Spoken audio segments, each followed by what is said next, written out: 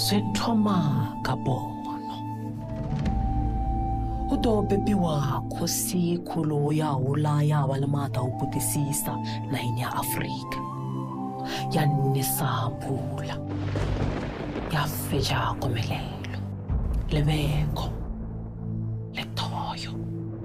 Lulike jawulaya zidodroma. Ulika uzulaya. Lobeka nakakitsi.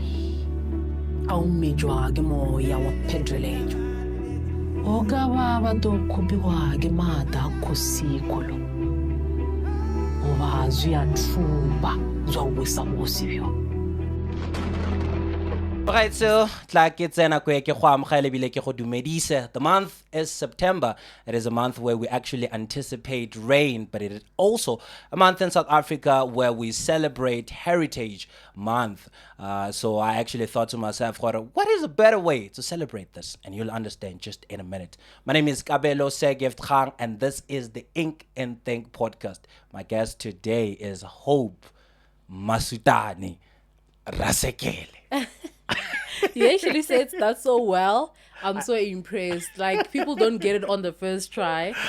They have to say 10 more times, Mustang, and then I have to be like, no, it's Masutang. But you said that really well. Thank you so much for having me. Thank you so much for coming. How are you doing? It's Monday. Yeah. It's Heritage Month, my favorite season of the year. But otherwise, I'm feeling great, actually. I'm feeling great. How are you feeling? I am okay. I am great. Yeah. I'm standing in the presence of you, of course. You make me feel so good about myself. I was actually thinking to myself as I'm watching Modjadji, I'm like, if it happens that this woman doesn't get in one of those Soapies awards, if she doesn't get Villain of the Year, I won't fight people.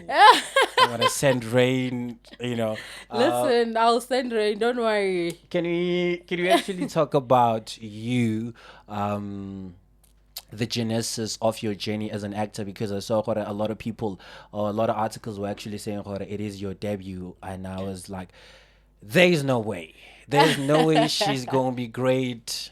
I love everybody on Modjadji, but you are shining everybody. You are eating them. No. I love all of them. But I'm like, this woman be killing it. There's no way it's her first time doing a professional gig. It really is my debut. They're not wrong. I mean, like, it's my first big gig on screen. Mm-hmm. I've never done anything like this, but obviously we've done everything else to prepare ourselves to get here. But it's actually my first time, and even I can't believe that I'm killing it and I'm there. And I think it's also because of the people that I work with. They make me look really great. I love it. Because they come to set and they give you. Yeah. So there's no slacking. You can't slack. So I think I'm just one of those people to have been very fortunate to find myself in this space. Yeah. Before we delve deep into the culture of Balobedu, I think it would be great to actually talk about the production Modjadji. How did it come about? Because I'm told, and I have read, not only did you act, but you've actually played a vital role when it comes to the writing process of it, but also you have actually played a vital role in the research, because you have been teaching us Balobedu. If I was a great student, by now, it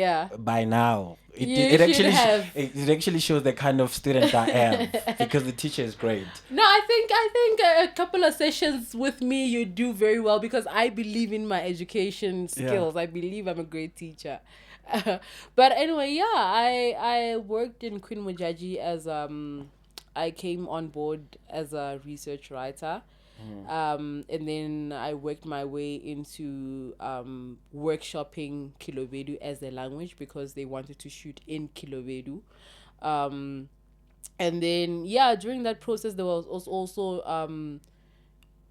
auditions in between. And then they were like, but before the auditions they were shooting a pilot, and then they were like, we're looking for an actor right now. And then the person who initially told them about me is like, oh, actually she's an actor. They're like, you stay plugging this girl, get it together. But he's like, no, she does act. She really does act. They're like, okay, bring her in. Let's see. We went to Hartepias. We shot the pilot. And I guess they were really happy with that because when they were doing auditions, they were like, you have to audition. And I think I auditioned on the last day of auditions. Everybody else auditioned. Then I auditioned on the last day. And they were like, yeah, audition. It was a last minute thing. We were picking up. They're like, no. Kana, you were acting in the pilot. I was like, yeah, I did. I did great. I know. They're like, audition over there. And then I went in front of the camera and then I auditioned. And then that's how I guess you'd say I made my way into acting. But me, I was just happy just working behind the scenes, coming up with the ideas, just learning from my head writer. Oh, amazing woman. And the team that I was working with. And yeah, I was just happy to do that. But I found myself acting and here I am. And yeah. Doing amazing. You can say that. You are. Can we also talk about because I'd imagine as you were doing the research, you had to find study materials. You actually had to consult with the elders. Yeah. I was actually watching one of your videos the other day, where you actually mentioned the fact that the Balobedu that we usually hear, it's actually a diluted version of it, because there is actually Balobedu where you're probably not going to hear these other languages that we hear, because so I want us to talk about what exactly did you do, because I hear you saying you were doing the research, but can you actually tell me exactly what did the process, what did it entail? The process was very heavy. Luckily for me, I'm blessed with the fact that Balobedu, so meaning I grew up in the culture and the history. Number two, what I started BA law and I majored in history. History was my biggest passion. So that is something that it comes as a second nature for me, like a love for history. And then obviously now having to engage people. So when I came to Queen Modjadji, for me, I just had to go back to like, okay, I did history. Where do I go? And usually you go to the archives, you find the people who have done research on that similar topic. And then because it's so that everybody else on the table has access to that. Because if it's just you who has the research, then what's the purpose, right? And then secondly, I had to now interview people. I had to call on people that have done research on this academically. I had to go to elders that I know who engage in cultural things, i.e. elders who have done interviews. Perhaps there's I found that there was an elders who have done research into working with a TV documentary, on a TV documentary. So I had to find those people. I had to find people from the royal house who are the natural archivists of the history. I had to, it was a lot of things that I had to do. I can't even remember some of the things. Going home was no longer going home. Going home was me going to find research about the kind of work, and then I have to make it digestible to the rest of the team who are now filmmakers who have to write using this research. And also the research was to assist in creating a drama story, because remember, this is an inspired by kind of film series.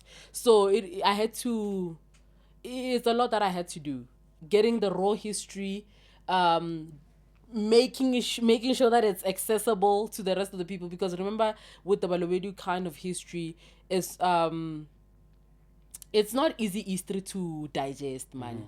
It's not easy. It's new stuff every day. Even me, when I was doing some of the stuff, I'm like, are you guys sure? And they're like, yeah, we sure. That's how we did it. I'm like, okay. I have to go to my head writer. I'm like, actually, so this is how they would do this and this and this. So all the nuances in the series that you see, the little things, the cooking, the way they speak, the way they sit, the way they greet each other, the way they do things in the royal house and outside of the royal house.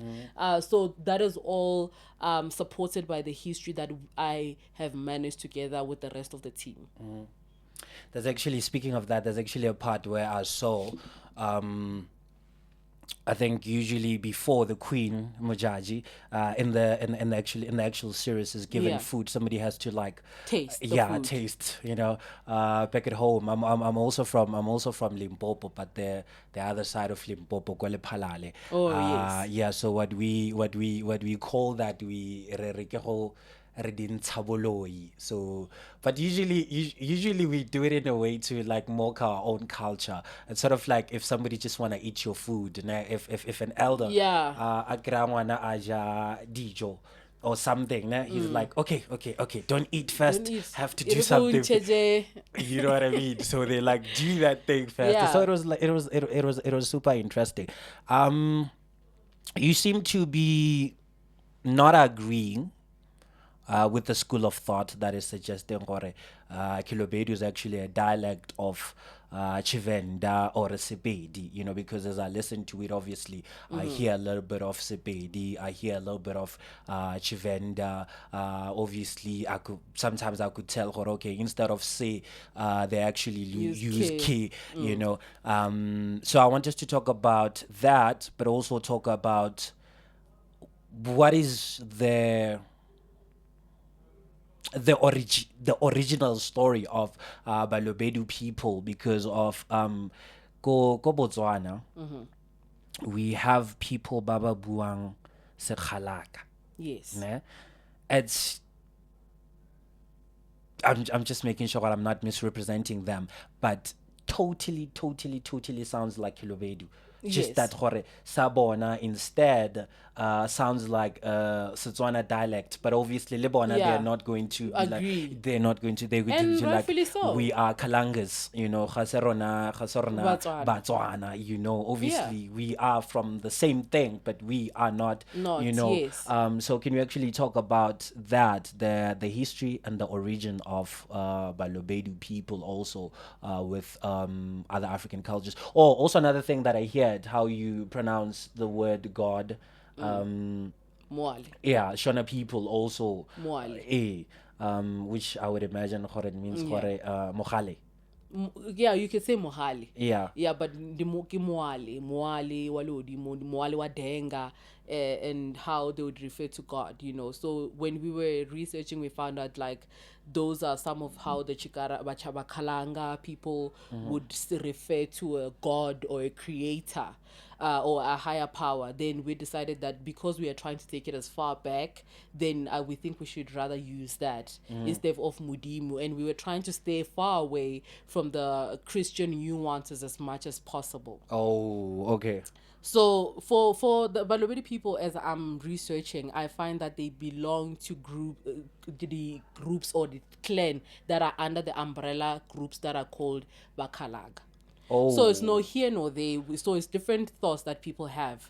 So I believe in the Bakalanga, there's different tribes. You have Bakalaga ba Makinyani, you have Balobedu, you have all the different Bakalagas, but they belong under this group of people that refer of themselves as the people of the sun. Because when you start saying Bakalanga, people think it's something very strict, something very serious, but it's just people who just believe or they're people of the sun. That's it. Okay. And when you look at that, you see that it's not just from the Shona or Upper Zimbabwe area. In Nguni there is Bagalanga. There is Bakaranga. Okay. With the Shangani Nguni groups, and then you have Bahalaka, which are the Tswana Sutu groups, right? It's all the same thing, just different dialects, and that's what I believe. I believe all African people with the same people just have different kind of dialects.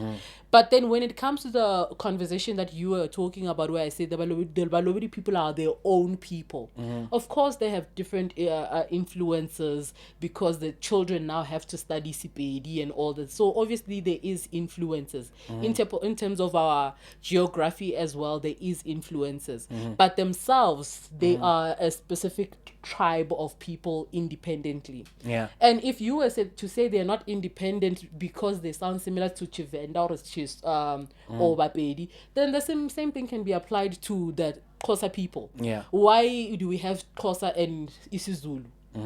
Why do we have Ndebele and Swati? They're all similar. Why do you have Sesotho and Setswana? Sotho and Setswana. You get what I'm saying? Yeah. But Bapedi, originally, history tells you that the first king was actually from Botswana.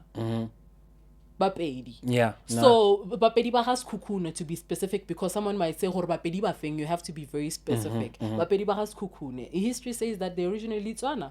So then why don't they go back to their roots and then claim themselves as Botswana? You get what I'm saying? So there is a lot of things that people would say to try and disregard Balobedu as an independent tribe. There's a lot of things that people would say, but that doesn't disregard the fact that the Balobedu, who are the Lodzwi people, they belong to the kingdom Yabarodzwi, which was of the Bokalaga nation, the capital city being Mapungu, where in my language would say Pugubieni. Why don't we, you get what I'm saying? So there's a lot of tribes or groups that are within the Bantu groups that are very marginalized, and people have used rhetorics that are very much Eurocentric and were used by the white people to try and divide us, right? And they're continuing to use those rhetorics to try and marginalize their own people. And I just think we can do a little bit better when it comes to educating ourselves. Yeah, totally get it. Actually, where I come from, when I mentioned the fact that Motswana, to a lot of people, they ba makala because of their thing is that you know. But also something that's funny is that even Botswana sometimes don't want to claim us because of Setswana Sarona is diluted. So Le Palale or Gaselega, where I'm from, it's actually there's a Botswana border gate here, so a lot of people Batswa from Botswana to actually have families. Yes. And also we are also not far away from Tabazimbi. Tabazimbi is from northwest. Yes. You know, so we don't know if Botswana they're actually from Botswana or from Tabazimbi. And also you remember the northwest is also next to Botswana somehow, you know. But then the thing is that it's in Limpopo. So in Limpopo, obviously you're going to have Bapedi. So now what happened over time is that we have come to a point where we have our own language, because it's not a language, you know. It's just like us trying to find like a common ground, you know. Yeah, and I don't think it matters. It's geography, you know. Yeah, it doesn't matter. It goes back to the very same thing that you said about us wanting to see ourselves through the perspective of this Eurocentric view, you know. My next question to you is not going to be who's Modjadji. It's going to be what is Modjadji. But also I'm going to ask you a question. Did they reign because of they could make it rain? Yeah. Or is it the other way around, you know? But also I was actually trying to understand the word Modjadji. I'm like, this word Tswana sounded like so I want to actually know what does it also mean Modjadji if we could actually find the nearest language to translate. So I think Modjadji is an embodiment of the balance within the universe, right? So people obviously, where they associate Modjadji with rainmaking, I think maybe that is what attracted people. It's attractive when you look at a rainmaker person who's like, let it rain and it rains. I think it's much attractive to the human eye. Yeah. But what people are not aware of is that those people, in my discoveries, I found that these are people who could control different elements of the earth. So air, the sun, or like heat, or rain is one of them as well. Wind is one of them. So those different kind of elements, they're the people who practice in that. And I think they were able to do that because they were much more connected to the universe, and they studied to the universe as a way of being. So they studied the universe. You see it in their houses, their house structures. You see it in the way they built their houses specifically. You see it in the way they refer to nature, the way they treated nature itself. That these were people whose aim was to be one with nature, and they immerse themselves in understanding the universe beyond themselves. And also you discover that they thought in their writings and in the way they talk about nature through the red or their totems and stuff like that, that they believed that the universe was manifesting itself through them. So for them, it was easy to predict, you know, stuff like that, easily predict, because for us, we can try, but it's not going to be easy. So I believe it's not just rain, making it rain. Rain was just one of the things that made them attractive for them. Now, let's going back to Modjadji. So I did say that these are people who also belong to the people of the sun. So, and also they practice in different kind of elements. So that's why it doesn't make sense for now you have to associate, or now this person is called Modjadji. If I had to, like, a lay person just easily break it down, get Modjadji. You get what I'm saying? So this person is named the Modjadji, the sun, the rising star, great star, which is the sun. And I think she was called that because they believe that a lot of Bantu people believe that they're from the great star, the sun. That a lot of black people believe that, hence they're called Bagalanga. They're from the sun. They are in Egypt. But they are from Kwantu. They're one with the great star, which is the sun. So I think also maybe, like, again, since these are people who are actively in the process of discovering themselves and discovering where they come from, and the universe manifesting itself. So I think that's where it comes from. And there are other writers who will tell you that they believe that the woman Mara, who is the great mother who birthed the earth, which is going to cause another conversation in your comment section. Mara is the one later on. This is the name that would transition into what we now today know as Modjadji. No, we leave for this conversation. I think the only thing that we can do as people is to actually try to understand who we are. You know, I think as far as we are, even in the science faculty, I mean, they think they know everything, but probably they just know a glimpse of the whole picture. You know? Yeah, I think we are all in the process of trying to discover. So scientists, you know, all different faculties are trying, even in spirituality and religion, we are all in the process of trying to discover who we are, where we come from. And I think it's a good thing. The problem is that now everyone wants to be right.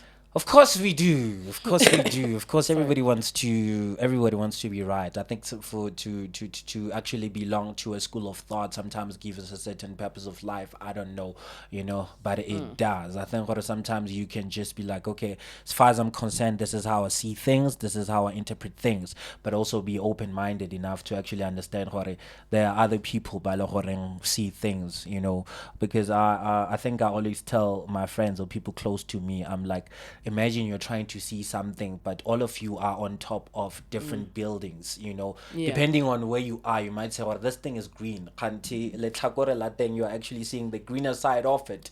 Doesn't mean the whole thing is green. Just means from where you are, this thing is green, you know. Why did you decide when you want to educate people about Balobedu?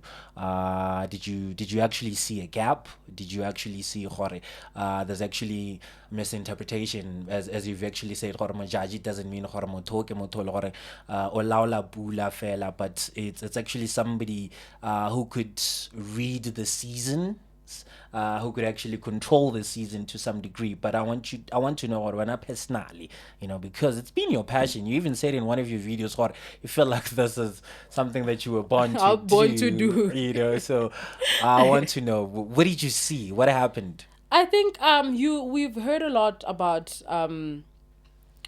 white conquerors, right? We've heard a lot about black men who were fighting white conquerors. Yeah.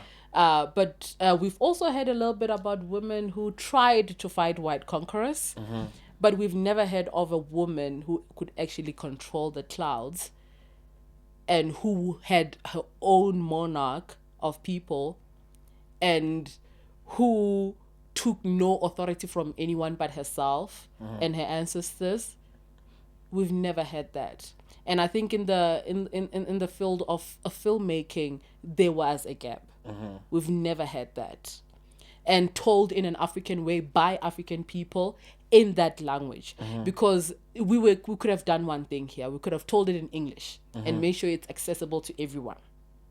But we decided to go to a language that when you don't wake up and hear it, You hear kick, but you feel like things are falling on top of your shelf, you know. So I think there was a gap, and I'm grateful that God aligned me and my ancestors aligned me with my boss, Dumandlovu, who also shared the same vision of telling the story, and we just came together and we collaborated, and with everyone that we worked with, we're able to tell the story. Yeah. How's it been like working with Ubaba Dumandlovu? Because Amazing. I'm asking you this because of he is one of the people who've always took interest in the people from the north. Like it's but you guys is one of the people who've like made people Bakweli Mpopo proud, you know, from productions like Movango. I was actually reading of how it came to be, of, you know, he was actually saying there was a gap, and then he decided to write this production called Mashudu, and he took it to the SABC, and by that time it was actually the time whereby SABC was actually looking to actually have the content or production from other excluded languages, because you'd remember you'd had like TV Zulu, Setswana or Sesotho at the time, but your Tsonga, Chivenda and other languages were not included. I think Xhosa as well. So how's it been like working with them? Working with Gajeni is beautiful. He's just a what do you call it? A fountain, or should I say a well. He's a well of knowledge. He just keeps giving. Yeah. You know, you could literally sit. It's a teachable moment whenever you're with Gajeni.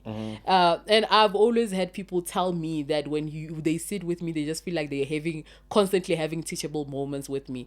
And it's good to sit with an elder who continuously gives me teachable moments every second. And I think for me, it's his passion to continue teaching people, his passion to mentoring people, his passion for everyone, for Black people. And his creativity is out of this world. The other day we were sitting with him and he told us this. When he started the story, I was like, okay, another basic story. But knowing him, I'm like, it's going somewhere. This one.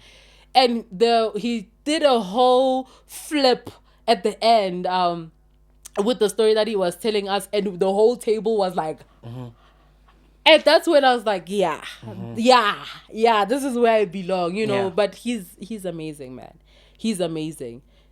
He just makes you feel like you don't lack, but you will continue to learn, and you must be willing to learn from him, whether you are directly working with him or indirectly working with him. I think you just have to appreciate all of that and be like, okay, we are learning something here and we are going somewhere here. So, but it's amazing. It's amazing. My questions obviously are going to jump around from your career, and also to the production Modjadji, and also to Balobedu. But I want to ask you this question. I think it's probably going to be one of the last 2 or 3 questions. What was your favorite scene from Modjadji? My favorite scene at Modjadji, I'll tell you, I have a few, but I think my favorite was the one that I have with Karikulu. There's a passage, I think it's episode 5. There's a scene where we meet at a passage, and then she stops me from going into the royal house. She's like, what are you doing here? And then we have like, I think it's our face off. Moody is an actor that gives you. Brilliant. She's brilliant. She gives you her energy, her walk, the way she touches something when you guys are just on screen, the way she can just look at you. She just gives. And I knew in that scene, I have to give it to her.